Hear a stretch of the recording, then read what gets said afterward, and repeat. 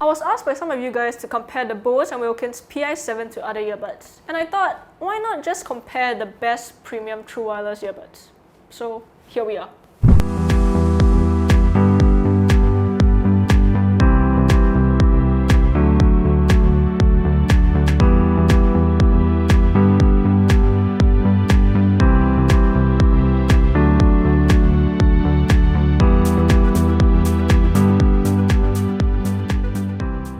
Alright guys, today we'll be doing a comparison between the Bose and Wilkins PI7, Sony WF-1000XM4, Sennheiser Momentum True Wireless 2, Devialet Gemini, Apple AirPods Pro, and Samsung Galaxy Buds Pro. 6 great true wireless earbuds. Let's figure out which one's right for you. Unfortunately, the Sennheiser Momentum True Wireless 2 that I had before has gone back to Sennheiser, so I don't have it on hand with me right now, but don't worry, we have plenty of B-roll from our previous video, so you'll still get to see the product. Remember to throw in your suggestions and opinions of what I should review next in the comment section, because without you guys, I wouldn't even be doing this video right now. Before we get into the comparison, don't forget to hit that subscribe button and turn on notifications so you don't miss out on upcoming videos. Alright, I've divided this video into a few different sections. Design, battery life, features, connectivity and codec support, ANC, sound quality, and last but not least, price. There'll be timestamps in the description if you want to jump ahead, but if you're doing research on which earbuds to buy, why wouldn't you be as thorough as possible and just sit through the whole video? Just an idea. Okay, let's talk design. We can divide the cases pretty evenly just by size alone. The AirPods Pro, Samsung Galaxy Buds Pro, and the Sennheiser Momentum True Wireless 2, MTW2, I don't want to keep saying the name, are all pretty pocketable, while the PI7 and the Gemini are pretty chunky and you'll probably want to keep them, in a bag instead of in your pocket. The Sony WF-1000XM4 is kind of in between. It's not as big as the XM3s were, but it's not as small as the AirPods Pro either. One great thing about the Devialet Gemini though is that there's actually a removable bottom cover, so you can replace the battery when it gets old instead of having to buy a brand new charging case. All these cases use USB-C to charge, except, of course, the AirPods Pro, which uses a lightning port. That being said though, there's also wireless charging in all these cases except for the MTW2. So if you're dead set on having a case that can just be put down on a wireless charger to charge, you probably want to eliminate the MTW2 at this moment. Otherwise, on we go. The earbuds themselves come in a variety of different shapes. The AirPods Pro are the only earbuds with stem design here. The Gemini have a more oval shape, which looks a lot like the Devialet Phantom speaker's side panel, and I love it. The PI7 actually sticks out of the ear quite a bit because of the raised area for touch controls, but I like the contrast between the gold and black. The XM4 is a bulkier looking earbud, but I like the beige, sandstone-ish color as well as the overall texture, which also extends to the case. It's a soft touch coating on the plastic that feels kind of rubberish. The MTW2 has a pretty standard earbud design. The signature metal ringed faceplate is present, and yeah, not much else. The Galaxy Buds Pro retained the shiny faceplate from the Buds Plus and somewhat of the bean shape from the Buds Live, and it's actually the option that doesn't protrude out of my ear as much. I've actually fallen asleep on my side with the Buds Pro before, so that's a testament to how small and comfortable they are. I won't claim a winner here because design is super subjective, but just personally, I prefer the design of the XM4s and the Gemini. Moving on to battery life, we have the XM4 coming out way on top here with 8 hours if you keep ANC on. Following that, we have the Gemini at 6 hours with ANC on. After that, we have the Galaxy Buds Pro as well as the Sennheiser MTW2 at 5 hours. Last, we have the PI7 as well as the Apple AirPods Pro at 4 hours with ANC on. I'd say the clear winner here is the XM4s, because if you actually turn off ANC, Sony claims you can get up to 12 hours, which is just incredible. If I go through each feature in each of the earbuds, this video will probably be 30 minutes long. So let's just go with some major highlights for each. The AirPods Pro work with Apple's spatial audio tech, and if you're a fan of surround sound, you'll want to go with these. These pair easily, they have access to Apple's exclusive features, and if you do a lot of calls, or if you are speaking to people face-to-face quite often, the transparency mode on these are actually the best out of any earbud that you can get on the market right now. Samsung also has a 360 audio feature, but unfortunately I can't test this because I don't have a Galaxy phone with One UI 3.1 and above. The WF-1000XM4 actually is chock full of features, but I would say that one of the standout ones is actually Speak to Chat, where you can actually just hold a conversation with someone in real life, and then the earbuds will actually detect that you are speaking and kind of lower your music volume as well as pipe in external audio so you can hear, the person that you're talking to. Alternatively, there's also the quick attention feature where you can just, tap and hold on the left earbud to do the exact same thing, lower your music volume and pipe in external noise. There's also Sony's 360 reality audio as well as a pretty comprehensive EQ feature in the app. The Gemini earbuds don't actually have a lot of software features, but they do have cascading decompression chambers that are supposed to kind of ensure ideal inner pressure in the ear so that you don't feel uncomfortable even when you're wearing these for long periods of time. There's also ear active matching, which is kind of similar to Apple's adaptive EQ, where the earbuds actually measure the sound inside and the position of the earbuds in your ear canal to kind of ensure that you get the ideal listening experience. The coolest one though has to be the PI7.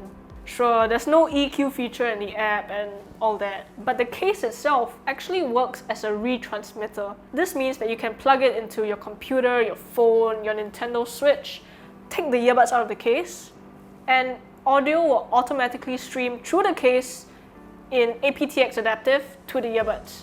That's super cool. The winner for me though is the XM4 simply because of how feature-packed the app is. But the PI7 is a really close second. On to connectivity and codec support. All the earbuds are using Bluetooth 5.0, except for the Sennheiser Momentum True Wireless 2, which is using Bluetooth 5.1, and the Sony WF-1000XM4, which is actually using Bluetooth 5.2. Now, there's not much of a difference, but Bluetooth 5.2 does mean higher data transmission at lower power consumption, which theoretically equates to better battery life. The AirPods Pro is actually the only earbuds here that supports just two codecs, SBC and AAC. The Galaxy Buds Pro and the XM4 support both, as well as the Samsung Scalable Codec and LDAC respectively.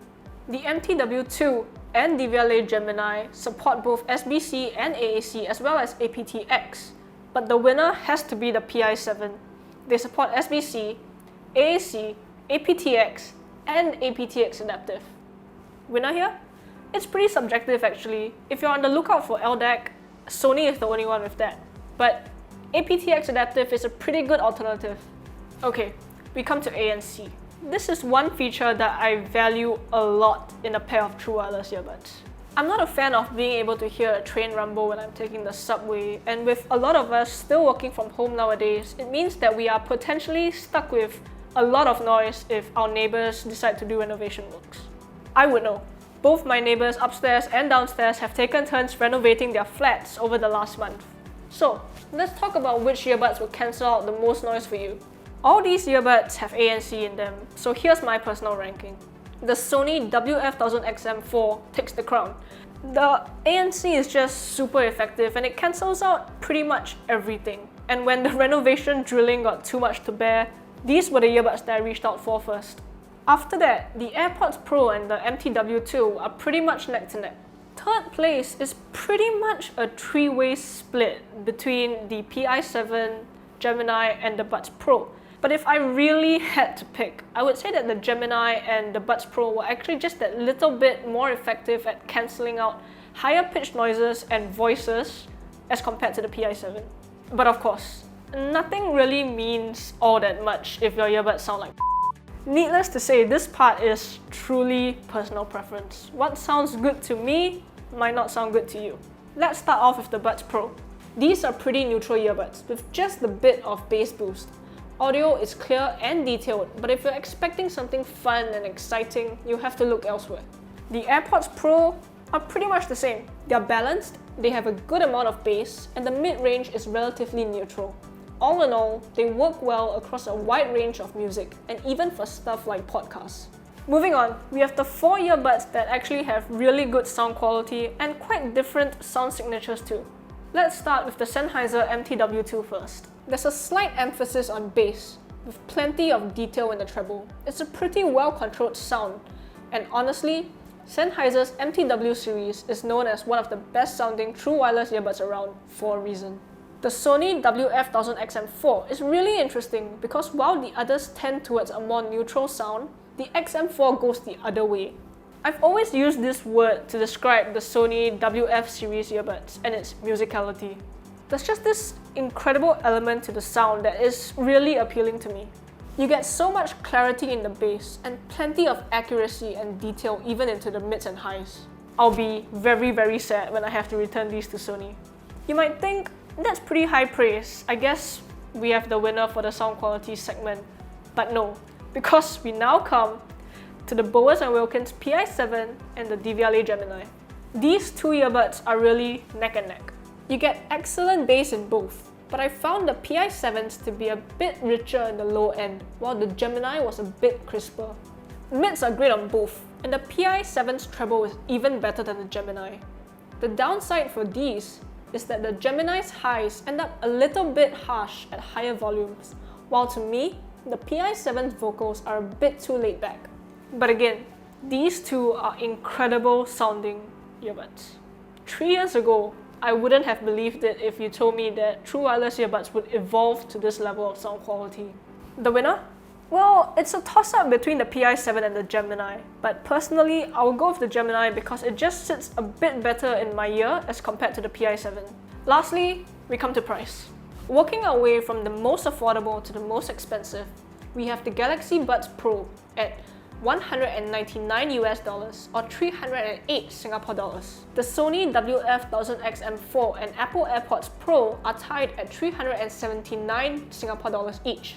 But for some reason, the AirPods Pro go for 249 US, while the XM4 goes for 279.99 US. Sorry US viewers, but you guys get better prices on these kind of electronic gadgets all the time.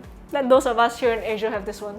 Following that, we have the Sennheiser Momentum True Wireless 2, which retailed at 299.99 US dollars or 449 Singapore dollars. And the Devialet Gemini, which is also priced at 300 US dollars or 459 Singapore dollars. Lastly, we have the most expensive of the lot, the Bowers & Wilkins PI7, which goes for 399 US dollars or 602 Singapore dollars. Yeah, this isn't something that most people will be able to go out and buy on a whim. Quick conclusion, get the Sony WF-1000XM4 if you want the best ANC, best battery life, and a really musically engaging pair of earbuds. Get the Bowers & Wilkins PI7 if you want the best sound quality, aptX adaptive, and that really cool retransmitter feature in the case. Get the Devialet Gemini if you want almost the same sound quality at $100 cheaper than the PI7. Get the Sennheiser Momentum True Wireless 2 if you want a pair of earbuds that sound really good and you want to save some money, because these are actually going on sale quite often these days. Sennheiser just sold off their consumer audio business back in May, I think, so I have no idea if we're actually gonna get a MTW3, but if they don't come out with a new version, well then the MTW2 is actually still pretty good. Get the Apple AirPods Pro if you're using an iPhone. Let's be real, everything Apple works best when you have everything Apple. Sure, fast pair is nice and all on Android phones and other earbuds, but nothing compares to how frictionless it is when you're in the Apple ecosystem. Lastly, get the Samsung Galaxy Buds Pro if you're using a Samsung phone and you just want everything to work, because you actually get the Samsung scalable codec, which is pretty good. You get higher quality audio streaming and pretty much no audio delay if you're using a Samsung phone. So that pretty much sums it up. If you guys have any comments or questions about any of these earbuds, let me know in the comment section down below. Don't forget to subscribe and like this video. Till the next one, see you guys!